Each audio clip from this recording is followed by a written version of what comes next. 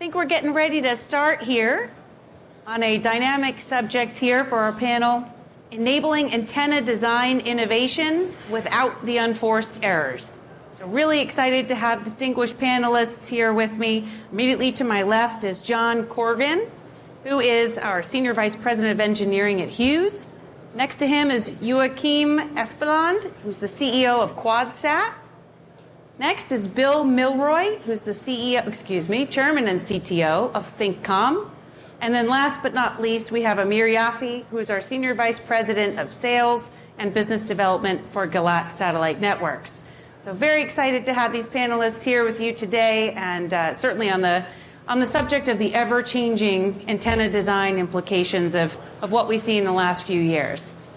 So let me set the stage a little bit, and then we'll turn it over to each of our panelists to give you a little bit more color about who they are, why they resonate with this topic, and share some insights as well. Certainly from an antenna design perspective, we've seen a lot of changes, driven by the changes on the space segment over the last couple of years. We've had a pivot from geostationary assets really lasting from 15 to even 20 years, and therefore the ground infrastructure, the modem technology only needing to be contemplated around that same span of time, 15 to 20 years. Now with the advent of the non-geostationary satellite orbit, or NGSO as we often call it, we're talking about the replenishment of those antenna systems, those ground systems, much more frequently, now more like 3 to 5 years. So that means the pace of change, the pace of innovation has also needed to keep up with what's going on in the space segment. Another thing that we've seen in terms of change that's influencing the design for all of these colleagues here is the fact that geostationary systems required the antenna system to be pointed just at one location. Now, with the advent of MEO and low Earth orbit, we're required to do a handoff, a make before break, if you will. So mobility to the antenna system changes that landscape as well. And maybe the third change I'd reflect upon as we start thinking about the innovations from each of our panelists is the fact that it's not just satellite communications that's taking place at these NGSOs either. So at LEO orbit, you've got other modalities. You have synthetic aperture radar, you have RF mapping, optical, other sources of imagery. Fascinating now is to see how those LEO assets, how those MEO assets are creating a mesh network in space. So not only are they sending data down to the ground, but to one another and creating this data highway in space. All of this creating quite an implication for some of the antenna design that we're seeing. So let me turn it to each of our panelists here, and I want to ask each of you an initial question, but first, introduce yourself, explain why the spirit of enabling antenna design and new innovation is something that's near and dear to you, and we'll just kind of go in order immediately to my left. John, to start us off. Okay, thank you. Thank you, Nicole. So my name is John Corrigan. I work at Hughes. We're located in Maryland. We build complete systems, satellite systems. For many years, it was dominated by GEO. I mean, Hughes built the first GEO satellite in the 60s. But the last 10 years or so, LEO technology has really become cost-effective, and its advantages are become really clearly obvious. So I got involved in LEO system development about 8 years ago. And then about a few years after that, we started a business of building phased array antennas for LEOs. So that's been like a key business area and a focus of mine for quite a few years now. So it's a great business. Let's say. And Joachim, what have you experienced in terms of enabling new antenna design last couple of years? Yeah, thanks. So at QuadSat, we developed a drone-based test solution. So basically, instead of having to bring antennas to test ranges, you can now bring the test facility to the antenna. So we started with a very strong focus on geostationary satellites, but saw very early the proliferation of LEO. So for us, that meant a lot of changes in how we're actually looking at antennas, new requirements in terms of tracking becoming more important. What we had seen historically was that a lot of the interference that was generated on satellite networks were actually coming from pointing issues or issues with being on the move. So we're moving from a static satellite industry to a very dynamic satellite industry.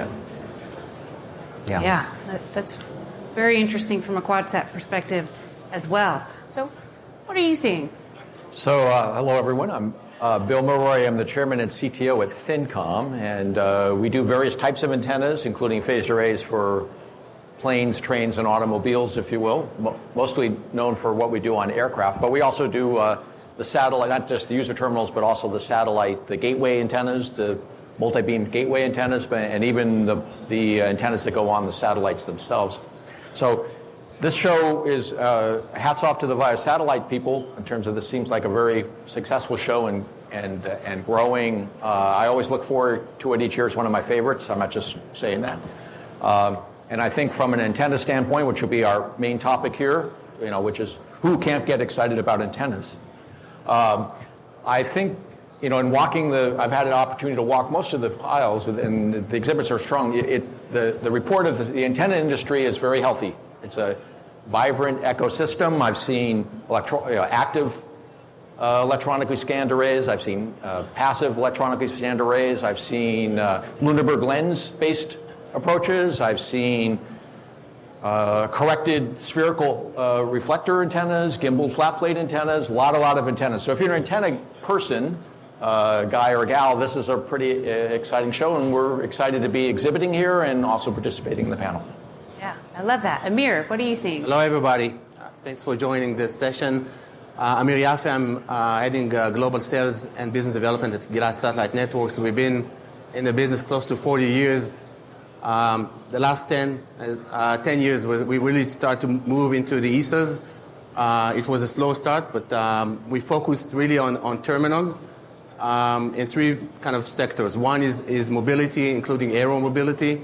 The second is on aviation and UAVs and part of the defense part, and was exploring areas on fixed and maritime. What we've done in the past few years that we developed initially ESAs for UAVs that start with small apertures. Now we are leaders in ESAs right now with more than 100 aircrafts in service with our own ESAs on Intelsat network, moving between GEO and LEO OneWeb. So it's a dual service, enabling to match between existing GEO assets, there are plenty of them, and they have a lot of value, to the new LEO world, where we can bring new type of services to the market. So pretty exciting times, and hopefully we'll explore more during the session. Yeah, I love that. And it's clear from hearing just the introductory remarks from each of our panelists, there is this rapid move into a multi-orbit domain, moving from fixed capabilities to mobility capabilities, certainly connecting that mesh network in space. So all of this innovation that each of your companies are now taking on board, what does it mean from a risk perspective? Are we introducing additional risk by having to innovate and make these modifications every few years instead of every few decades as we were in the geostationary domain? So who would like to take a first crack at that one? I'd love to hear from each of you on that. I'll take a crack at it. So, well, of course, risk opportunity goes along with risk, and certainly there's a lot of risk there. There's, as a relatively small company, about 160 people, we can't afford to make too many mistakes in terms of going on our own to go into certain areas. And so part of what we want to, when we come to a show like that, and I'm sure you guys are the same way, is try to, if we build it, will they come? Try to get a feeling for what, not pushing solutions into the industry, but figuring what the industry is pulling forward. So there's always that risk. I think that's the key into the unforced error part. We don't want to make a lot of mistakes. So the tricky part there, which again is probably not telling you anything or anyone else what they don't already know, but on the one hand, we like to put all the bells and whistles into the system to be able to, and this is a particularly attractive from a multi-orbit standpoint, to put in all the different parts.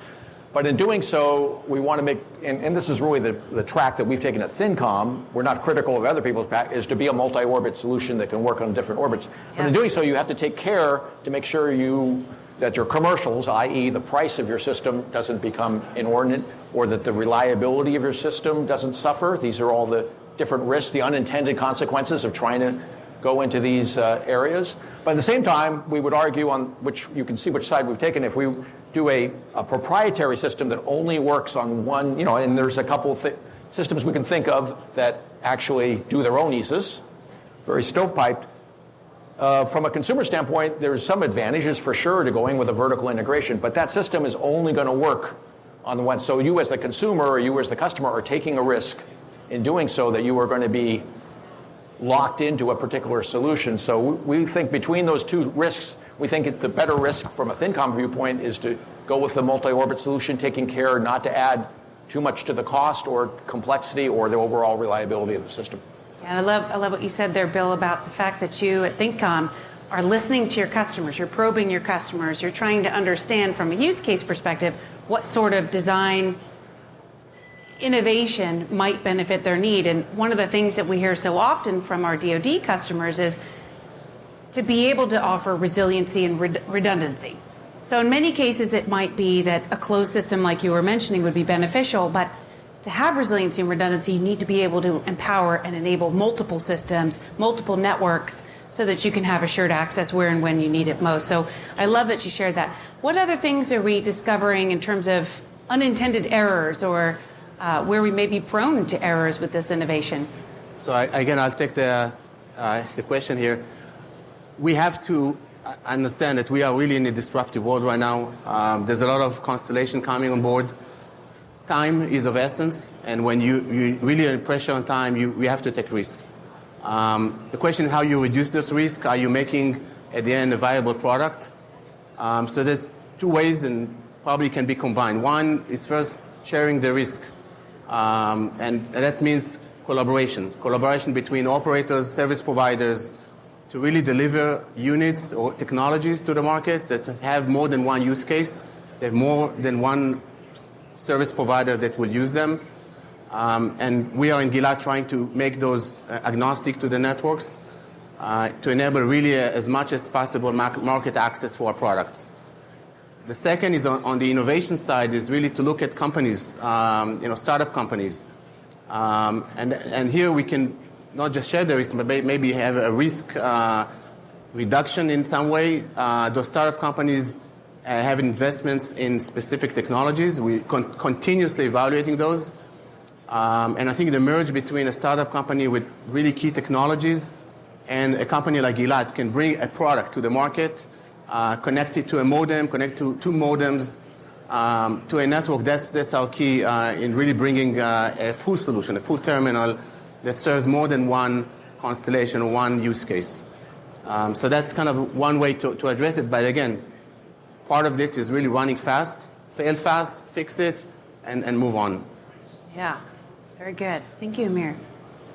Yeah, I think from my perspective, as a testing entity, it's a lot about focus on how do you test new innovations, new changes rapidly and get it qualified so that you know that you don't have the issues, right? Because as we know, if there's challenges with antennas that goes on the network, you can disrupt critical services that are out there. So that's something that we in QuadSat spend the majority of our time working with satellite operators, with antenna manufacturers, and the integrators to really understand how can we help produce a procedure, and how working with the satellite operators also making sure that that's something that is universally accepted across something that's feasible for antenna manufacturers to produce, but something that also makes sense for satellite operators to make their calculations and implement on their network. Yeah, a spirit of collaboration actually coming across from all three of you so far. I have a comment about the risk. You asked about risk. Yes, please. From my perspective, from an engineering, company, I love the risk. That's what I'm always looking for, because that means that's hard to do, and then that's how you differentiate yourself. So we want to find something that's risky enough where it looks hard to do, where most people wouldn't be able to do it, but we think we can do it.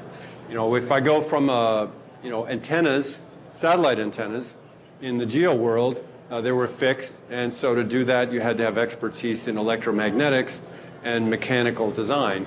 But when you do a phased array antenna that's steering, you add electronics to it, you have software, you have algorithms, you have more of a complete system, and it adds a whole lot of things that need to be pulled together. So it makes it interesting, and that's what keeps you going in the engineering world. Well, what you just mentioned there, John, too, is that's the spirit certainly that you've brought about within Hughes, and I'm feeling that from a QuadSat perspective and ThinkCom and Gilat, of course, as well.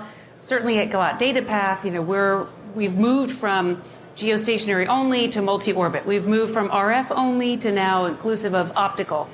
So let's talk a little bit about who's going to be on that bench in the future. If we think about companies that are positioned to move fast, they're able to stay at the pace of innovation, stay at the pace of where the customer needs them to be. Don't be shy about this question. Let's really share. Who is going to be part of that future? Who's going to be able to keep up with that pace of change? Well, I suppose it's going to be the folks who make the right bets on the risks. Yeah.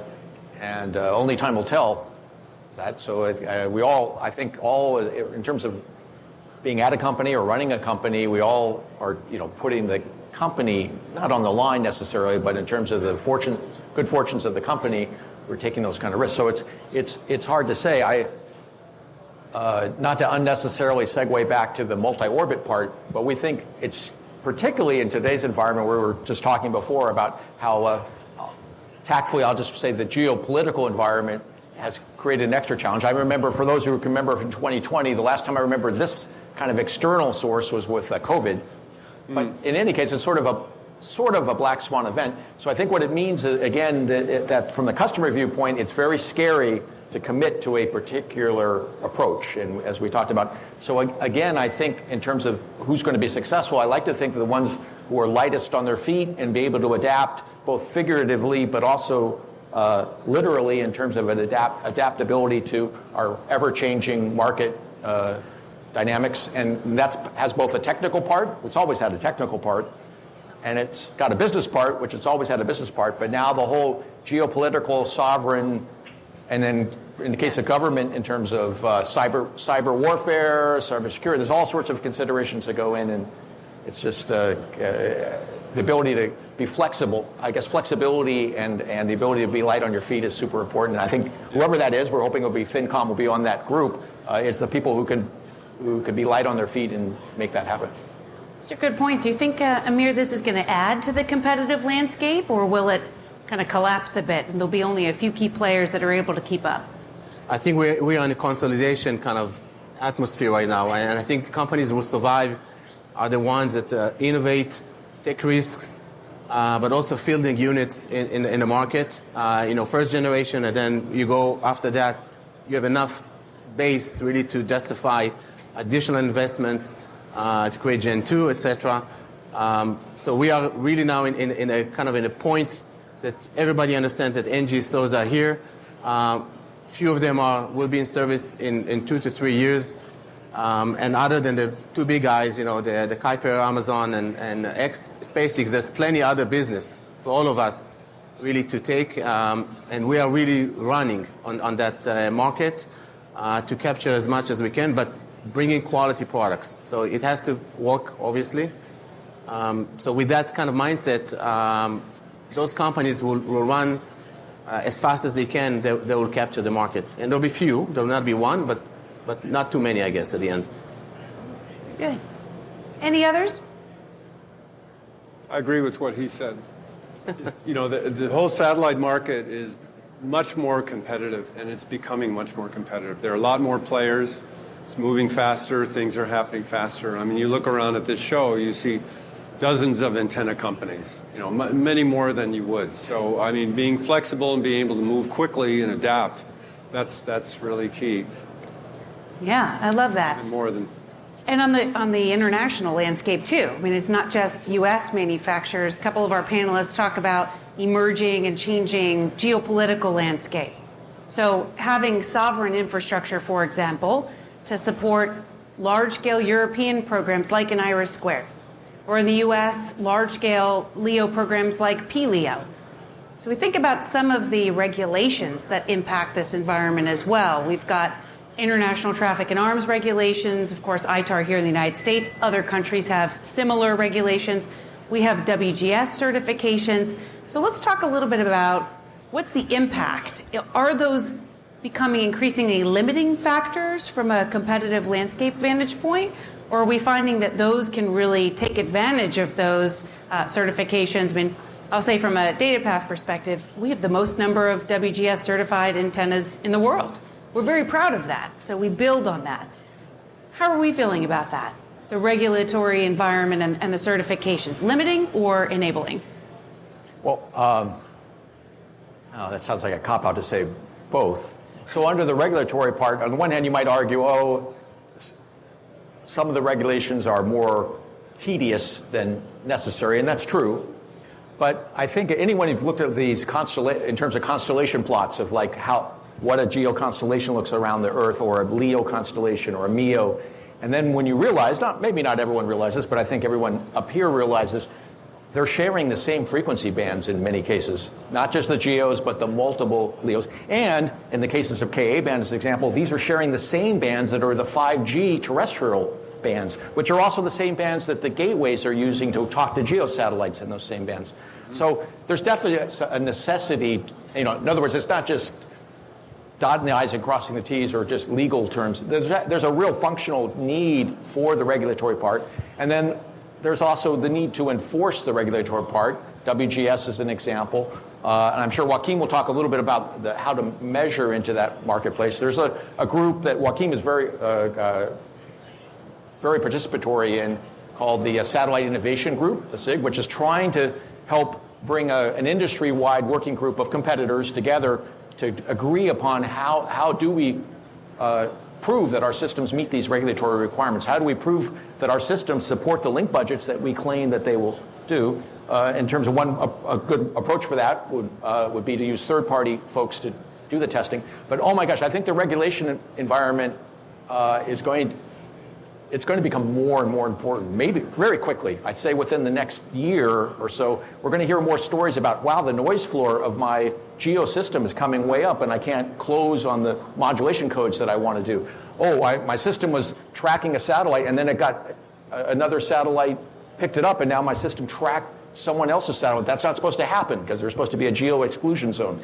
So, there's no sheriff in town, if you will, to enforce all these things. Probably it's going to become a civil issue in terms of suing and so on and so forth. Now, I think regulations are something we're going to hear a lot more about. Yeah, Please comment on that.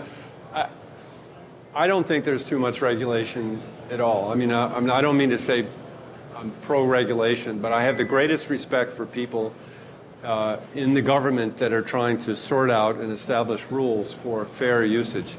As Bill pointed out, we're all using the same spectrum. It's getting more and more crowded, and there needs to be rules to keep people sorted out.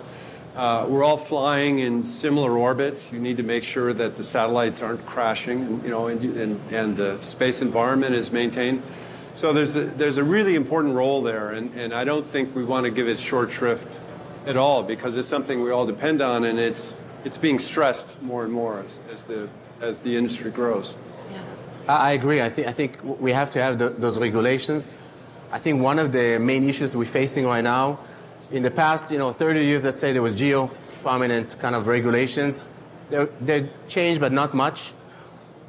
We are now living in a completely different environment, rapidly evolving, changing, multiple orbits. Even on LEO, there's different shells, which means I think that the regulation needs to adapt much quicker than in the past. Because if you think you set up a regulation for a mask of an antenna, for example, or for transmission, that stays for years intact, no changes at all. Now, with all the dynamics that happens in space and on the ground, something has to change also on the regulation bodies, if it's the FCC or the ITU, to ensure that they are really coping with those changes. They're not making a red tape, for some of the innovations to come, because they easily can diminish some of those innovations by just not enabling those type of technologies to flourish. Point. Yeah. Joachim? Yeah, I completely agree. When you look at the satellite industry, in particular from what's here, not so much maybe the NGSO with Starlink and Kuiper, it's extremely flexible systems, right? We have many different types of antennas on different satellites, software-defined satellites, and so on. So coming up with regulations that are that fits all of it is really, really difficult, and that's why again the collaboration is so important on working together. But So to protect the spectrum and protect the satellites out there to have maximum performance out of it. So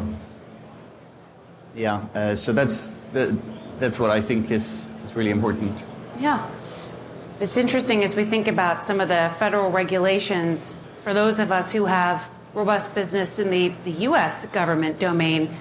It's kind of hard to go there without thinking about the changes in the current administration as well, and the impact, if any, that will have on these programs going forward. So let's talk about DOGE for a minute, the Department of Government Efficiencies, this new initiative that's really shaken up the landscape, not just for satellite communications, but certainly in the way that the federal government proceeds with planning and spending money and how they're reviewing the existing spend for efficiencies.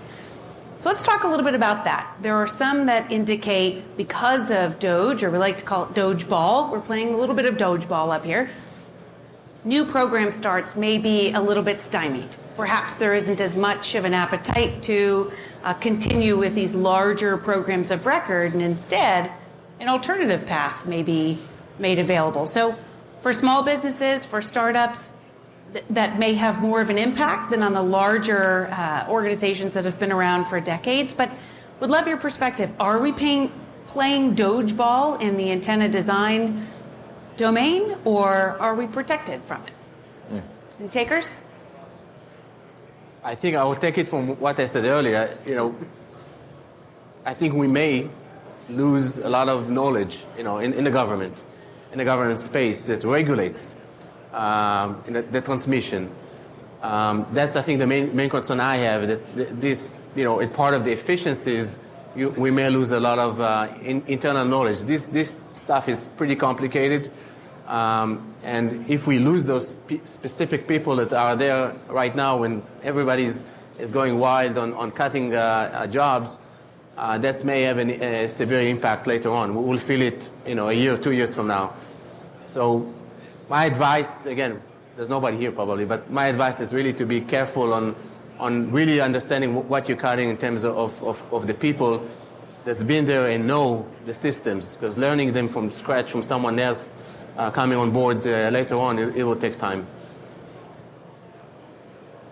Thank you, John. So I have a comment. And I don't know anything about DOGE, and I don't know anything that happened in the last 6 months, so don't ask me about that. But I would say, as a general comment, I think there is a broadly held view in the government procurement and, when it comes to satellite communications, is that the traditional government way of buying systems is very slow and very expensive compared to commercial. It takes a long time to make a decision, and they have detailed specs, and it ends up being a very expensive system, and it's not competitive. And that has been, I think, increasingly the view over a number of years. So it kind of says there's an opportunity for companies in this space that are building to do more work on their own and present solutions to the government rather than just kind of waiting to bid on something, but to present solutions that can be sold as a service or as a complete system. And I think that's a change that's happening. I do too. So instead of our encouragement to wait for those requirements from the government, we're trying to push the government to move as fast as industry so that we can innovate and we can make available those critical technologies that are needed now. Try and solve the problem rather than wait. Yeah, love that. Bill, any other thoughts on this one? Well, I think even before the Doge era, there was always, I think all of our companies, all 5 of us, we're kind of a dual use companies. Antennas are often dual use, so we do commercial and government work. And I think traditionally the government market has been a little bit easier in the sense that often, at least up until recently, they pay as they go, but also a little bit unfair sometimes because the best solution doesn't always win. It may be which congressional district you're in or who's in office and things like that. Whereas on the commercial side is a little tougher. It's more of a pay as you go, pay for yourself as you go, but maybe a little fairer because oftentimes, not always, the best solution wins because the market is fair in that sense. Mm-hmm. So it hasn't really changed the fact that all of us have to, when working commercial and government part, and I've been in the industry long enough that the pendulum in terms of going where the money is has gone several times back and forth between the government and the commercial side. And I don't even know where the pendulum is right now. But it kind of means that I think where we're at is more the commercial products. The government is more open-minded than ever, I think, on adoption of commercial products. And in a lot of ways, the commercial SATCOM market is faster, healthier, and probably more innovative than the government markets right now. So this makes sense. But the government reserves the right to decide that government-only systems are also important, and they do play a role. So it's up to us on that commercial government pendulum in terms of easy money but not fair, more investment risk but a fair market. We all have to navigate that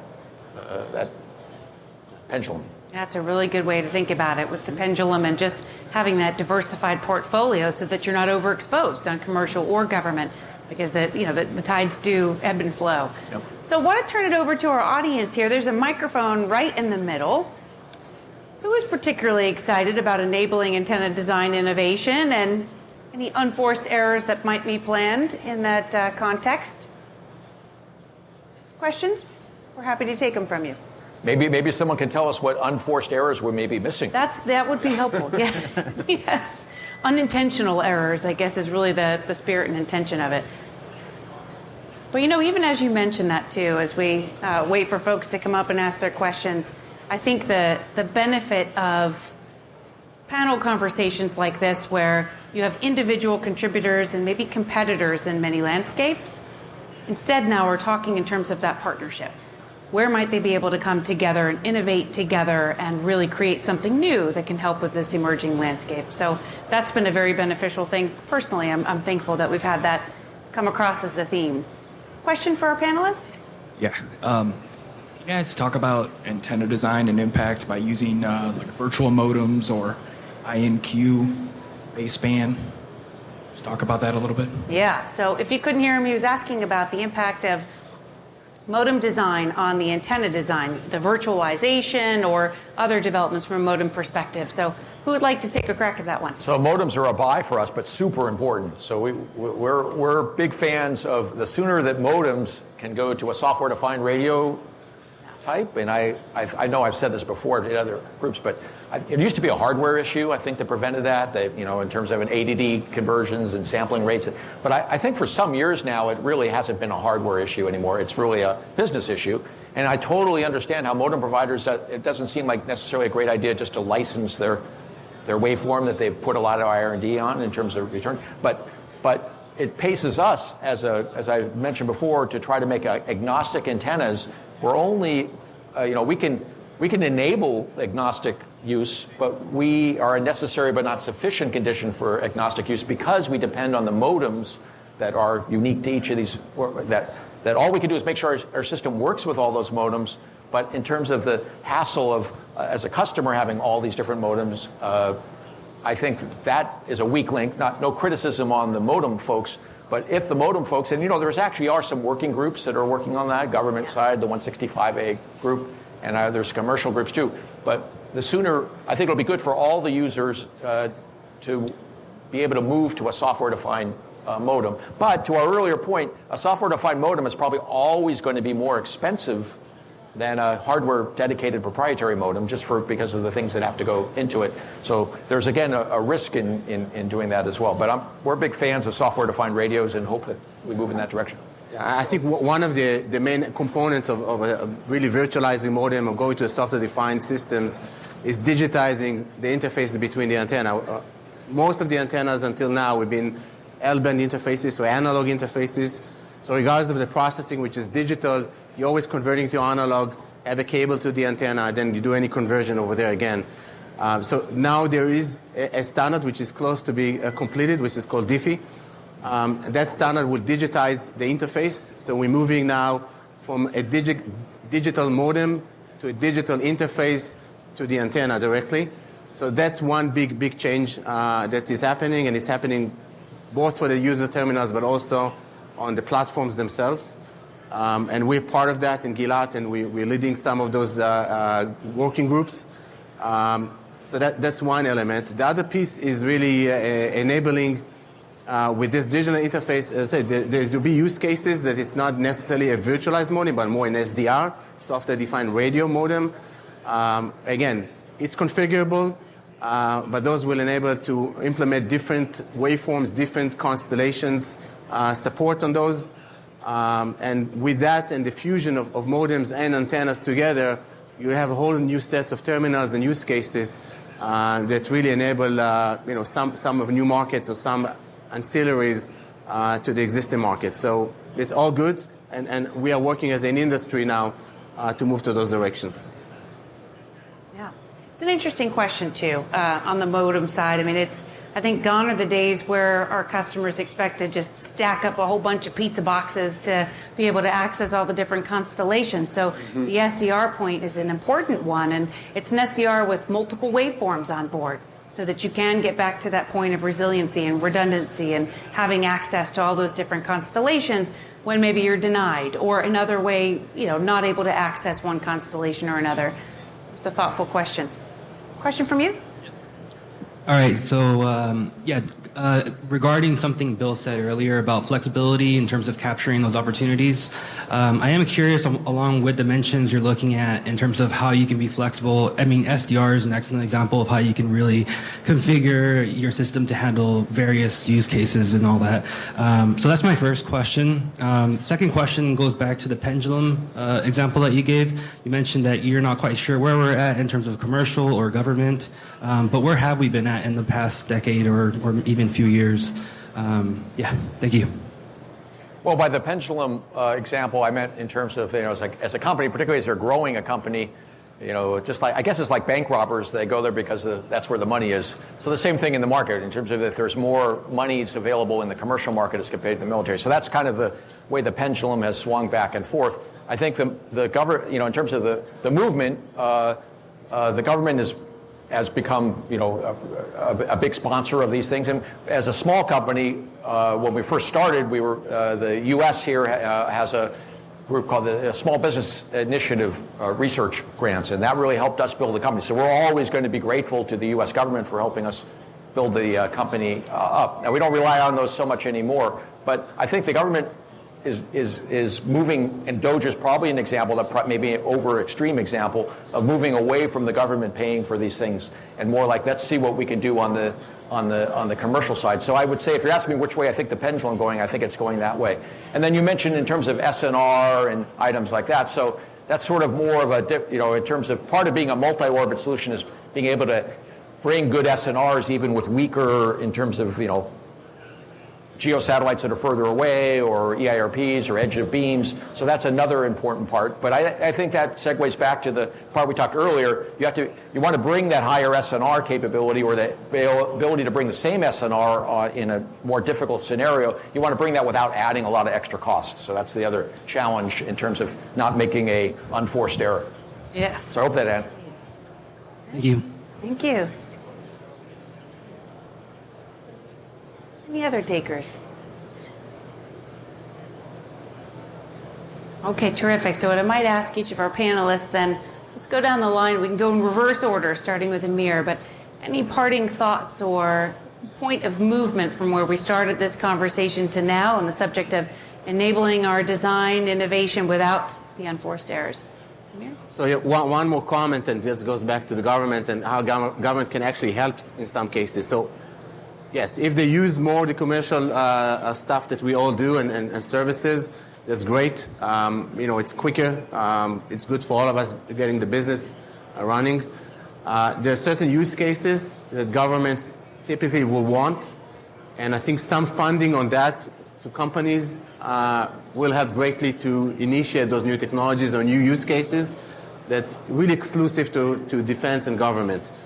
And that's why, and remember, this is, mostly in the U.S., the European government investing a lot. We see them, and more than ever, they will continue to invest in the industry, in constellation, in technologies.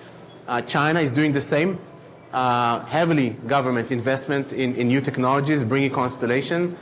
And that's, you see where actually government can help to accelerate with money, really bringing those new technologies.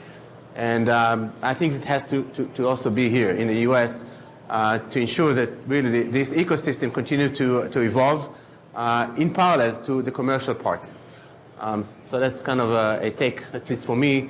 And yes, in part of that is to allow really to innovate quickly, fail, but with some funding that always helps to really to commercial companies like us really to deliver those new innovative products as well. Yeah, thank you, So, Mayor Bill. real quickly, so part of my job as a CTO and other people's CTO's job is to keep track of what's going on with competitors, but also in university research and so on and so forth. So I see, well, everybody here is younger than I am, but I see a few younger faces out there. So one of the things, and Amir kind of touched upon this briefly, is I'm worried about as old guys like I retire, whether we have, if there's not I'm a little bit concerned that there's a gap in there. And so it's so important to train, and I'm sure everybody, we try to recruit the best and the brightest, but I'm hoping that, antennas is a little bit of a dry subject compared to other things that you can go on, but it's important that we continue to innovate in the antenna area. And we're going to be relying on younger folks at universities and such, and there's little things we can do, like help sponsor universities. There's a selfish reason for that, because that helps with recruitment as well. But I think in order to keep the innovation that we see today, we need to make sure that we're giving back, paying forward, if you will, to the younger folks who are going to be the people who will be sitting up here soon. But you're already up, right? Yes. Thanks.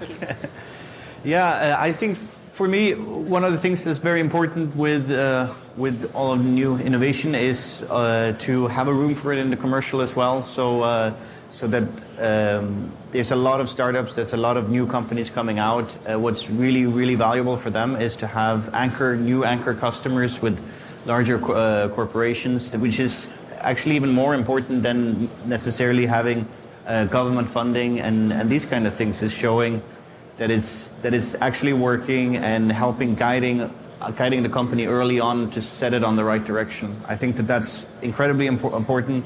Rather adopt a little bit too early than a little bit too late. Thank you. John. So I have one thought that occurred to me during the discussion here, and that I think is worth mentioning, and that is standards. Our company is vertically integrated. We develop the software, and we build the hardware, and we build the modems, and now we build the antennas. We build the whole thing in our factory. And so we've never really been strongly in love with standards because we really can develop our own standards. But the satellite industry for years has been, you kind of had to work with the same company at both ends of the link. And looking back over years of doing this, I can see that where standards were brought in, it enables the system to grow much more, and it helps new entrants come in and maybe build a piece of it because they know they can design to a standard and make it work. So the satellite industry is going to see this coming up soon with this concept called NTN, non-terrestrial networks, that's been introduced in 3GPP, and that will enable a satellite connection directly to a handset.